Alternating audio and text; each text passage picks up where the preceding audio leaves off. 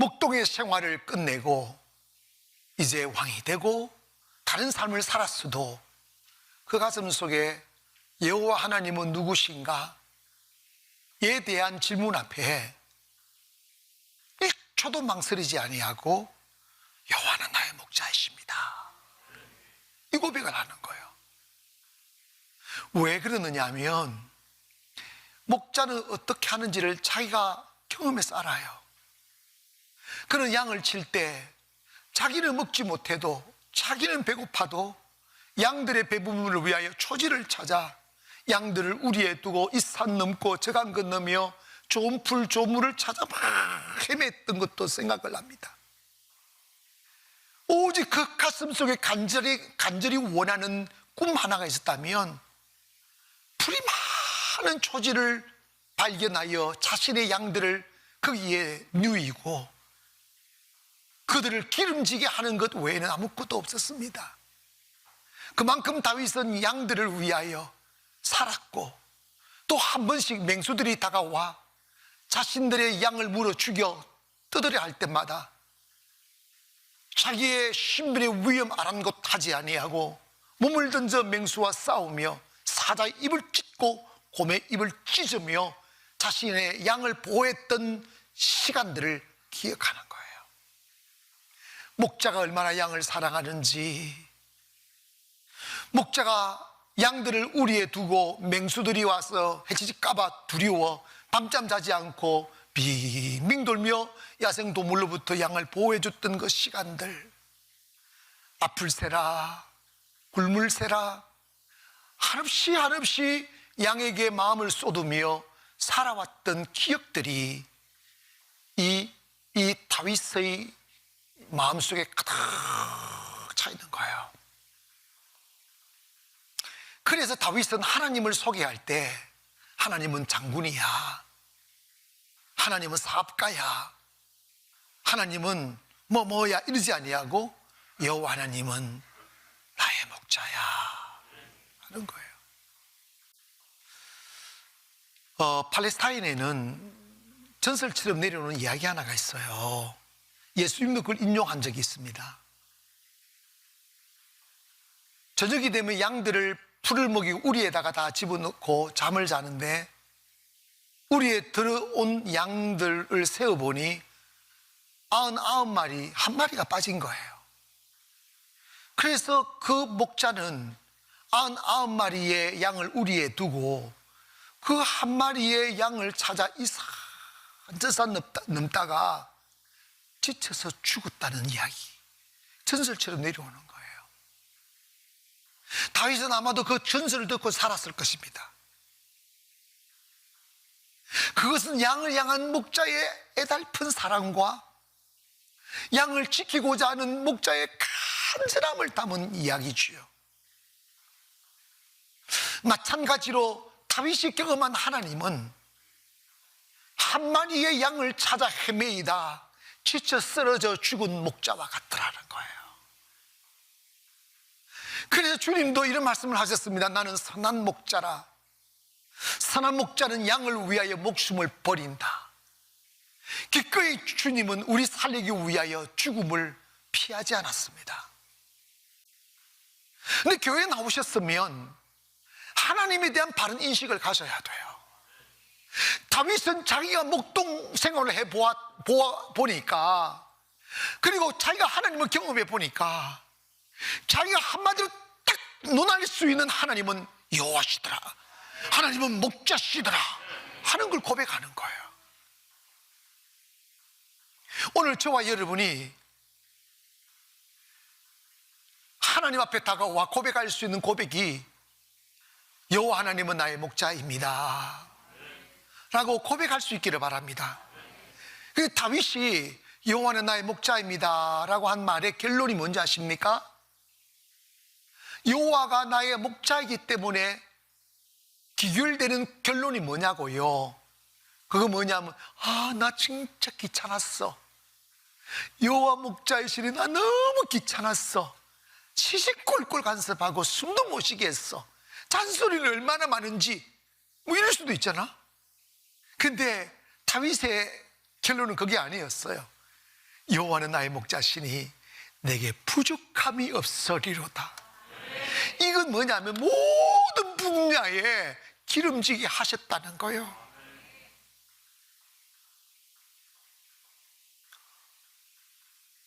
사람은 두 가지 종류의 사람이 있습니다.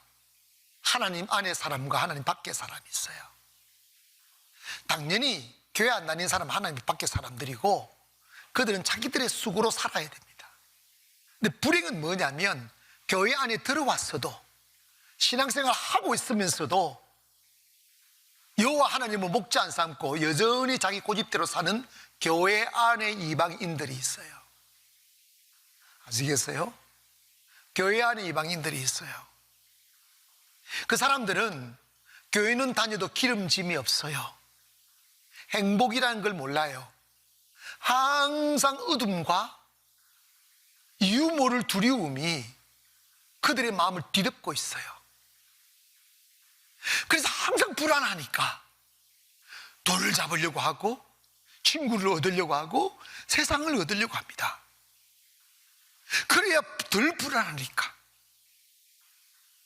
그러나 분명한 사실은 인간이 가장 초라해지고 무기력해질 때가 언제냐면, 여호와 하나님을 목자 삼고 그분을 의지하지 아니하고 돈을 의지하고 사람을 의지하게 되면 상대적으로 우리는 작아져요.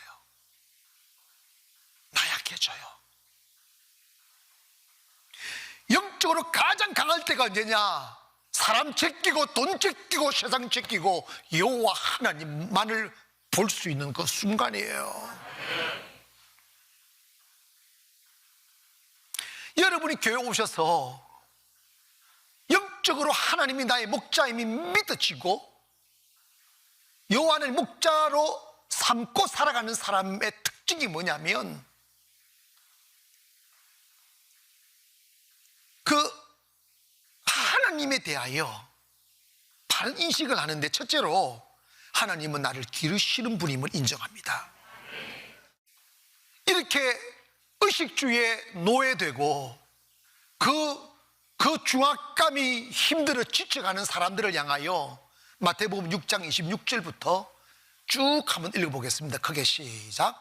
공중의 새를 보라. 심지도 않고 거두지도 않고 창고에 모아 들이지도 아니하되 너희 하늘 아버지께서 기르시나니. 자, 하늘가 뭐 하시나니?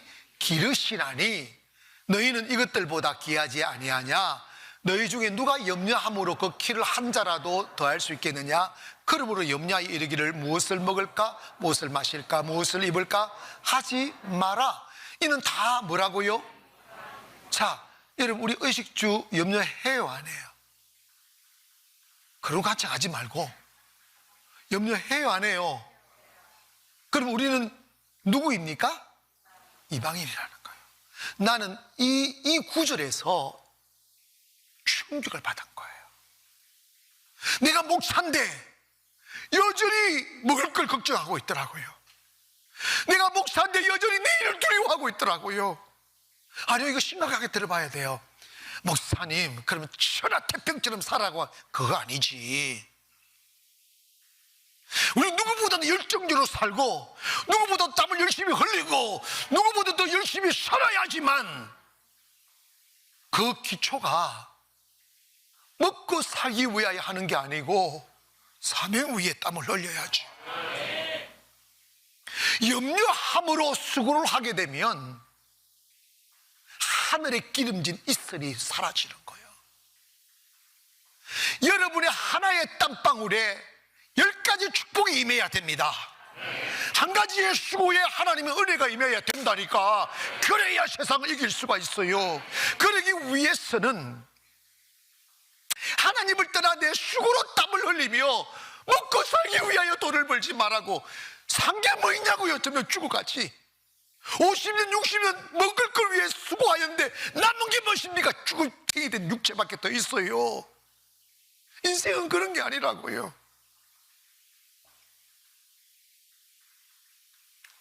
여러분, 여기 속지 마세요. 저는 언젠가부터 교회를 위해서 걱정하는 사람을 제일 싫어해요.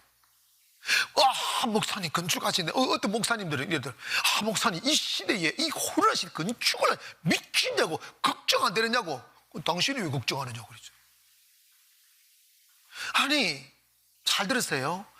목사님 큰일 났어요. 나는 교회 보니까요, 어떤 사람이 목사님 우리 교회에서 위해서 기도해야 된다고. 목사가 다 알고 있는데 무슨 기도, 큰일 났다고, 문제가 심각하다고. 아무 문제 없어요. 그 마귀들하고 자기 존재를 나타내고 어둠 속으로 몰고 가기 위한 술책이었다는 걸 내가 나중에 알게 됐어요. 여러분, 교회 주인이 하나님인데 왜 성도가 걱정을 해? 어차피 우리 빈손으로 온 사람들이야. 꿈을 품어야 돼요. 아멘. 희망을 품어야 돼요. 그래야 채우신다니까. 여러분의 수고의 대가만 먹는 것은 축복이 아니라고. 의식 주위에 살지 말고 주위에 사십시오. 36장 31절부터 그러므로 염려하여 이르기를 무엇을 먹을까 입을까 마실까 염려하지 마라. 이는 다 이방인들이 구하는 것이라 너희 하늘 아버지께서 이 모든 것이 너에게 있어야 할 줄 뭐란다고 그랬어요? 아신다고 그랬어요. 응? 33절 그런즉 너희는 먼저 그의 나라와 의를 구하라. 그리하면 이 모든 것을 내게 더하시리라. 그러므로 내일을 위하여 염려하지 말라. 내일 일은 내일 염려할 것이요 한날의 괴로움은 뭐라고요? 여러분, 주님 하지 말라고 그랬어요. 내일 되면 주님 주시겠지 뭐. 여러분 있잖아, 지금까지 살아오시면서 얼마나 많은 염려를 했어요. 얼마나 많은 걱정을 했어요. 근데 지금 다 살아났고 보니까 부질없는 짓 했다, 이 생각 들잖아. 근데 문제는 하나님이 주신 현재의 시간을 염려라는 어둠으로 죽이지 말고, 아멘, 하나님 축복하실 걸 믿고 감사로 찬송하십시오. 그래서 축복이 온다니까. 분명한 사실은 이겁니다. 하나님은, 나 여호와 하나님은 너희를 기르시는 분이라는 거예요. 할렐루야. 이걸 믿으면 그 은혜가 와요. 이걸 믿으면. 그리고 다윗은 여호와 하나님은 목자인데 나를 가장 좋은 곳으로 인도하시더란다. 시편 23편 2절에 보면 그가 나를 푸른 초장에 누이시며 실만한 물가로 인도하시는도다. 사실 지금 포스트 코로나 시대가 오면 가장 큰 절망이 뭐냐면 길이 없어요. 그냥 직장 다니는 사람들은 끌려가면 되겠지만 주체적으로 인생을 사는 사람들은 한 1, 2년은 깜깜할 수 있어요. 근데 길 찾아 헤매지 말고요, 여호와 하나님 앞에 엎드려 놓아보세요. 하나님 길을 내세요. 정말 그렇습니다. 여러분이 길을 찾지 말고 하나님이 이끌어 가신 대로 따라가는 것이 가장 빠른 겁니다.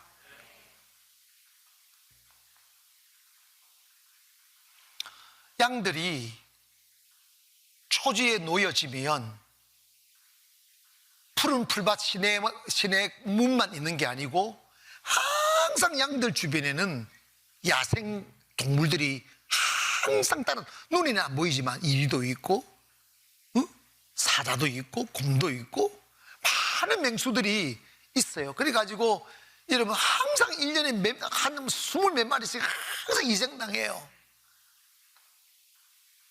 근데 양들의 특징이 있어요. 그게 뭐냐면 양들이 야생동물에게 희생당하지 않는 방법은 뭐냐면 목자의 인도를 받기만 하면 절대로 희생당하지 않아요. 아멘. 양들을 팔레스타인에 이런 일이 있었습니다. 세 사람의 목동이 몇 천마리의 양을 이렇게 풀을 먹이고 있었습니다. 우리나라 한 사람이 그 광경을 보게 되고 저녁이 되어 한 목동이 매나 매나 이러더랍니다. 아멘이 아니고 그냥 매나, 거꾸로 아멘을 하지. 매나 이 말이 그 나라 말로 나를 따라라 나를 따라라 그 말이란다. 근데 매나 매나 하니까 한 무리의 양이 그 목동에게 확 몰려가더란다. 그리고 주르르 따라가더래. 그러면 또 한 목동이 매나 매나 하니까 또 다른 한 무리의 양이 그 목동을 따라가란다. 똑같은 목동에 옷을 입고 똑같은 말이 매나를 하는데 따르는 양들이 다르더라는 거예요. 이게 뭐냐면 자기 양은 자기 목자의 소리를 아는 거예요. 그래서 요한복음 10장 3절에 문지기를 그를 위하여 문을 열고 양은 그의 음성을 듣나니 그가 자기 양의 이름을 각각 불러 인도하여 내느니라. 자기 양을 다 내어 놓은 후에 앞서가면 양은 그의 음성을 아는 고로 따라오되 타인의 음성은 알지 못하는 고로 타인을 따르지 아니하고 도리어 도망간다.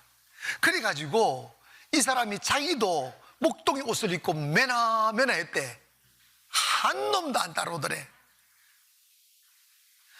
다윗이 그 진리를 알게 된 거예요. 우리가 그리스도인들은 정욕을 따라가거나 유혹을 따라가거나 화려한 전등불을 보고 따라가거나 그렇게 따라가는 게 아니고 우리가 하나님의 양이면 하나님 음성을 들어야 돼요. 교회 나오셨으면 목사 말 들어야 돼요. 기분 나빠도 들어야 된다니까. 그래야 살아요. 그 영적인 원리예요. 근데 그렇게 말 잘 듣는 양도 말 안 들을 때가 딱 온다는 거예요. 목자가 매나 매나 해도 씨부리고 있네 이러고 안 온다는 거예요. 지 생각 내뱉고 고집 내뱉고 그러면 필연적으로 밤 되면 그는 시체가 되어 있다는 거야. 우리를 떠난 양은 야생의 밥이 되는 거야. 뼈만 찌잘났다고 해도 뼈만 앙상하게 남는 거예요. 교회 오시면 풍성한 하나님의 은혜와 축복을 받아 누려야 돼요. 가정이 행복해지고 사업이 번성해지고 자녀들이 꿈을 꾸며 큰 날개를 펴서 유유히 창공을 나르는 그 희망들을 보여야 되는데 교회 와서도 삐쩍 말라있는 가정, 삐쩍 말라있는 심령들이 있어. 이 사람들은 왜 그러느냐? 목자의 말을 안 들어요. 지고 집대로 신앙생활 한다고. 그런데 여러분, 양이 목자의 음성을 안 들을 때가 언제냐면 특징이 있대요. 그게 병이 들면 절대로 목자 말 안 듣는다는 거예요. 양이 병이 들면 목자의 음성을 못 듣는다는 거예요. 그러니까 잡아먹히는 거예요. 우리 안에 교만병이 들어오고 자만병이 들어오고 고집병이 들어오고 잘난병이 들어오면 목사 말 안 들어요. 너는 설교나 해라. 내가 와서 한번 들여다 줄게.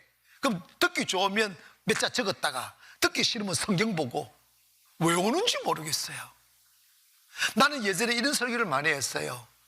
변화를 거부하시려거든 가나안 교회 오지 마라. 의미 없다.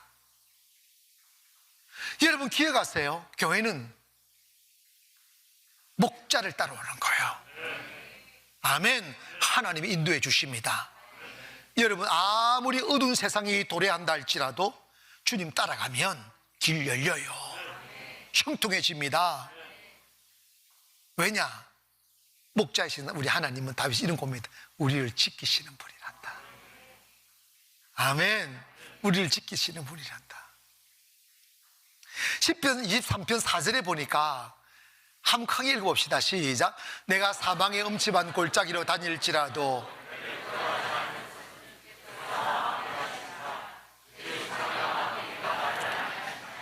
여러분 여기서 지팡이하고 막대기하고 뭐가 달라요? 그놈이에요. 지팡이도 나무 막대기고 막대기도 나무 막대기예요. 이게 뭐냐면 딱 맞는 말은 아니고, 목자는 항상 지팡이를 가지고 다녀요. 지팡이 이렇게 손잡이가 이게 이렇게 U자식으로 돼 있잖아요. 이렇게 들고 다니는데, 그것 가지고 물론 뱀이라든지 위험 요소를 파악하는 데 쓰지만, 양들이 풀을 먹다 보면 항상 구렁텅이에 빠지는 양들이 생긴다는 거예요. 그럴 때는 지팡이를 거꾸로 잡고 목줄에다 걸어가지고 양을 끄집어 올릴 때 지팡이 역할을 하는 거예요. 그걸 끄집어 올려주는 거예요. 막대기는 뭐냐? 말 안 들을 때 패는 거예요. 아시겠어요? 근데 짐승은요, 내가 키워봐서 알아요. 아무리 염소 새끼도 패니까 말 듣더라. 목사님 지금 민주화 시대인데, 아니, 성경 그런 거 없어. 하나님이 왜 우리를 연단하시는데, 하나님이 왜 우리를 고난 주시는데요? 막대기가 지팡이로 우리를 구렁텅이에서 끌어올리는 것도 사랑이고, 말 안 들을 때 막대기로 때리시는 것도 사랑이에요. 사망의 음침한 골짜기로 가지 말라고. 인생은 절대 기다려주지도 않고, 한 번 잘못 선택하면 10년을 낭비해요. 10대, 20대는 그럴 수 있다 하지만 30이 넘어서 한 번 잘못 선택하면, 그리고 40, 50이 되어 한 번 잘못 선택하면 인생은 회복 불가능해요. 그런데 이 얼빠진 인간들은 화려한 전등불 보고 간다? 그 전등불 안에가 얼마나 야생동물인데, 진 광야라니까요. 근데 제가 깨달은 게 하나 있어요.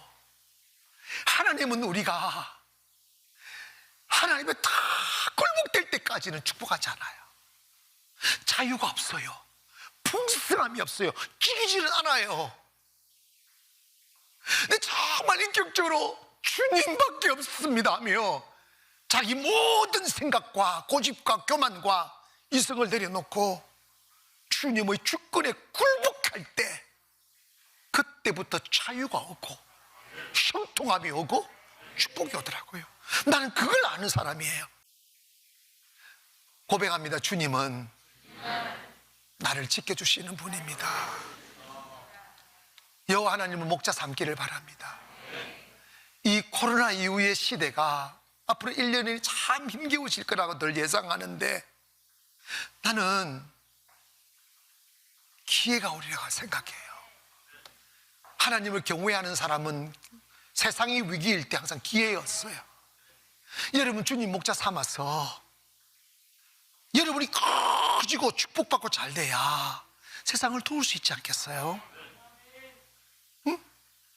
요셉이 돼야 굶주리고 있는 가족들 살릴 수 있지 않겠어요? 이제 더 이상 교회 안에 이방인이 되어서 스스로 여러분의 생존을 책임져야 되는 무거운 삶의 짐에서 벗어나서 하나님이 먹여주시고, 하나님이 지켜주시고, 하나님이 보호해주시고, 하나님이 예비해 주실 것을 믿기를 바랍니다. 믿으면 진짜로 그런 일이 생겨요. 믿지 못하면 일어나지 않아요. 믿으면 그런 일이 일어나요. 분명히 다윗은 말씀합니다. 너희들은 과가 아니라고, 여호와가 너의 목자라고, 결코 부족함이 없을 거라고. 하나님이 너희를 인도하시는 곳은 항상 푸른 초장, 실만한 물가다는 거예요. 거기서 발 담그며 노래하며 살기를 원하신다는 거예요. 저는 여러분의 미래의 인생들이 점점 내리막을 걷고 쭈그러들고 통곡하는 인생이 아니라 점점 노래하게 되고 아름다워지고 풍요로워지고 여백이 있는 인생을 살기를 소망합니다. 방법은 간단해요. 교만 버리고 주님 목자 삼으면 됩니다.